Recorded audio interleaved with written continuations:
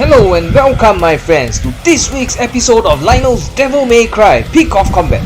Continuing to make questionable decisions after waiting for 2.5 months in the game. Finally, we have gotten the one, the only, sexually transmitted disease done. Wait a minute. Apologies on the acronym. My bad. We have awakened Prince Dante. Why awaken? I don't know. The developers had the shittiest naming convention for Dante's for no damn reason. But as we all know, he is nicknamed as Sin Devil Trigger Dante, being the electric sub DPS that deals absolutely zero damage. Ha! Okay, that is a very late April Fool. He's a pure fire hunter that uses some of the skill sets seen in DMC5. However, after a very long wait, is he really worth it?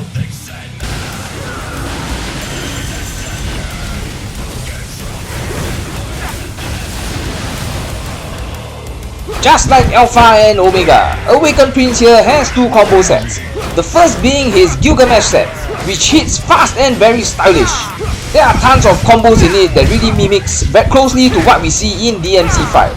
So the nostalgia is there. What the hell am I talking about? DMC5 is recent. Oh, it has been 6 years already.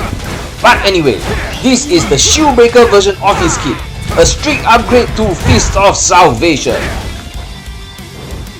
The second set is using Demon Sword Spada, also with flashy combos which we will probably never use at all. The basic combo has a nice long chain of hits, so you can keep slicing enemies as much as possible.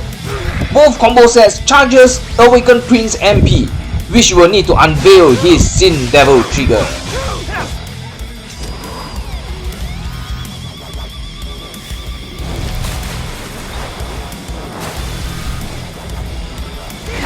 Once he enters into Sin Devil Trigger mode, more skills unlock again. Same but different with Alpha and Omega. He has a few unique skills which makes him very different from Alpha and Omega. And based on my doctorate of bullshit, I have decided that he's a ranged monster. Yes, Perislope, I'm coming for you next week. You better watch out. He has his basic 3-hit Spada Sword combo, dealing an impressive 3000% damage. And it has a very decent range plus hits everyone. Next up is his range mechanic, the Umbra. I sound like Macho Man in a library, but with his high modifier of 500% per hit, this is really no joke, man. And it being ranged, it allows Awakened Prince to stay away from harm to charge his MP with this. Once you have at least 50% of the MP bar filled, you can activate the Noose, dealing 9000% total damage while at the same time charging up the Demolition bar, which charges half for each full activation. So at 100% MP, the Demolition bar gets fully charged. I believe you have seen the insanity of Demolition, even though it has a measly 3000% damage modifier. However, if the target gets hit by the loose, it increases the damage of Demolition by 1% for each hit, at a maximum of 100%. Based on my mental math, I have a feeling the 1% is of the 3000%, which means each hit of the loose adds 30% modifier. Doesn't it make sense? How can such a big nuke happen if the damage modifier is only 3100% based on the description? Bloody hell, they better not nerf this, because I will explain the extremely bad downside of him later on. But anyway, looking at him doing a graviton cannon on the enemy, it is just damn glorious. And you will realize he has a skill that allows him to stay afloat in the air, with him floating around throwing the Umbra left, right, center away from damage. Does this make more sense than him going in close and personal? The loose is ranged, Demolition also ranged. Need I say more? Now let's don't get too caught up with the good parts. Let's look at the suckiest part of him. Have you realized he charges his MP bar extremely slowly? This is actually what that is meant to balance him. He's a giant burst nuker to deal a shit ton of damage in a short amount of time. Imagine if he can charge his MP as fast as Alpha and Omega. The game will implode. The good thing is that his MP bar also charges when you use other hunters in normal world. But then again, this does not help at all against co-op. You'll be left with the shitty hits to very slowly charge his MP. And to show you it is not a lie, I have a ton of MP regen in my cards. That ain't it, Chief.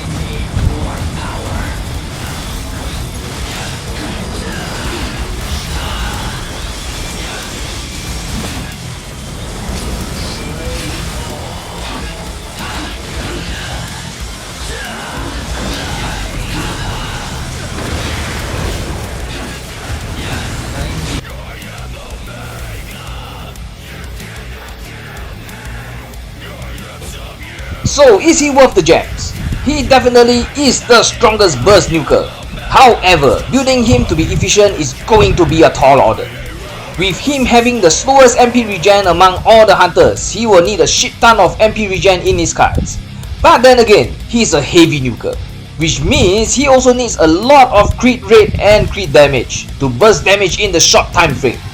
I will not deny he is extremely powerful, but versatility wise, he loses to Alpha and Omega as the latter can keep up the sustained damage over time. Awakened Prince is going to have an awkward moment of slowly charging his MP to let him stab himself again. And by then, the other hunters could have already killed off the boss or everyone is dead by then. As an F2P, if you are willing to heavily invest in him for super high damage, yes. If not, nah, I will still go for the Virgins. Hot take, yes, because I am giving the opinion of an F2P, not as a whale.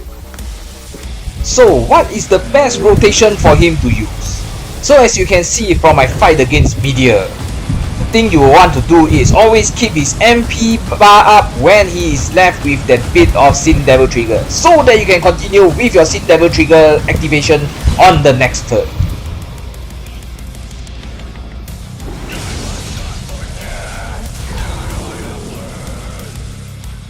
Thank you all for watching. Like, share and subscribe, or raise your pitchforks at me for saying he is not a must pull.